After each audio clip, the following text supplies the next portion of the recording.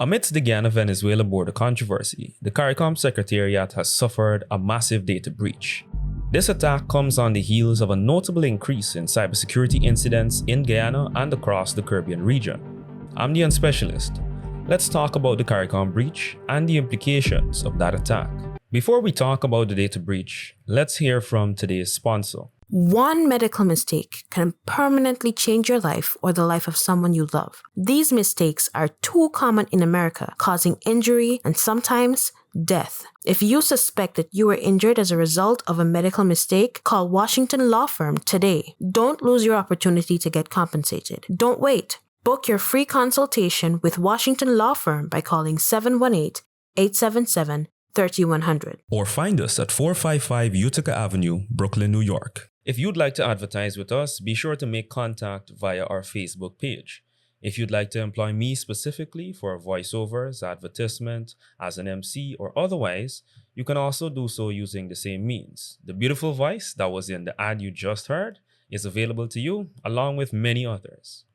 On December 2nd, 2023, Venezuelan hacking group Team HDP announced that they had successfully hacked the CARICOM Secretariat's network, leading to a complete shutdown of the Secretariat's network and online applications. The breach was discovered when a strange post was made on CARICOM's website, allegedly by someone who should not have had access to the platform. Given the limited access, they suspected a data breach and they acted quickly to address this. While CARICOM officials were tight-lipped about details surrounding the breach, the hacking group, Team HDP, proudly proclaimed their exploits on Twitter and other parts of the internet. On Twitter, the hacking group's announcement was accompanied by a link to download the data dump. The post was punctuated by the following message, which, when translated, reads, "In the midst of the storm of war, our bravery stands like a beacon, fighting tirelessly to defend our sovereign territory. With unwavering determination, we demonstrate that true victory lies not only in conquest, but in safeguarding freedom and identity of our nation. The Essequibo is ours." Upon analysis of the data dump, it appears that CARICOM's Human Resource Information System was one of the primary targets of the attack.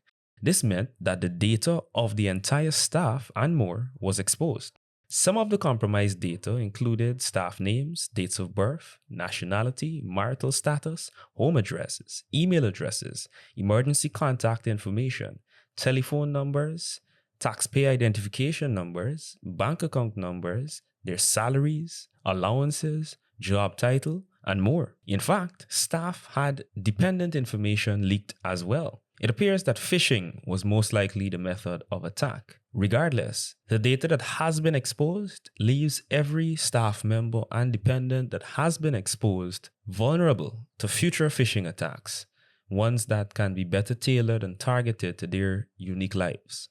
The data dump was accessed and downloaded numerous times before the page was finally taken down, meaning that the data is potentially in the hands of thousands of individuals and entities with unknown intentions. Given the nature of the data exposed, this breach goes beyond the cyber threat to the CARICOM Secretariat.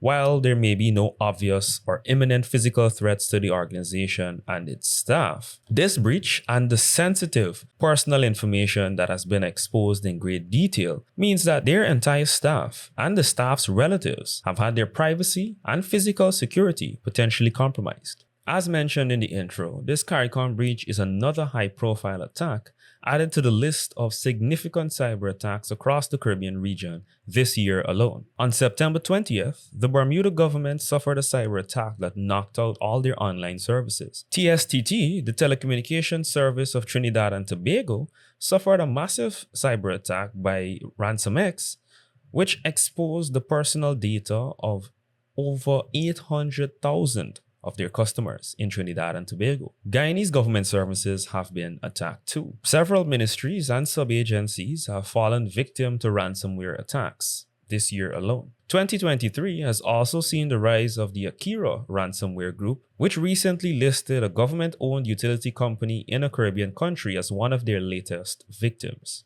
Do you think governments should be more transparent about the cyber threats they face, especially when those threats could potentially compromise the data and privacy of their citizens? Does this CARICOM attack worry you? Do you expect more cyber attacks in Guyana and the Caribbean region in near future? Do you think governments and private entities are adequately prepared or are adequately preparing to handle these threats? What are your thoughts on the entire situation? Be sure to leave your responses in the comments below.